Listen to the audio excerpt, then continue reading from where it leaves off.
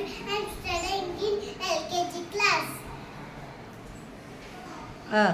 ರಸ ಆ ಆಟ ಈ ಇಲಿ ಈರುಳ್ಳಿ ಉಂಗುರ ಊಟ ಋಷಿ ಎರಡು ಏಣಿ ಐದು ಬವಂಟೆ ಓಟ ಔಷಧ ಅಮ್ಮಗಿ ಅದು ಕರಡಿ ಗಗನಪ ಗಗಂಟೆ ನವಮೆ ಚಮಚ ಛತ್ರಿ ಜಜನ ಜಜರಿ ನಾನೇನ ನ ಜ್ಞಾನ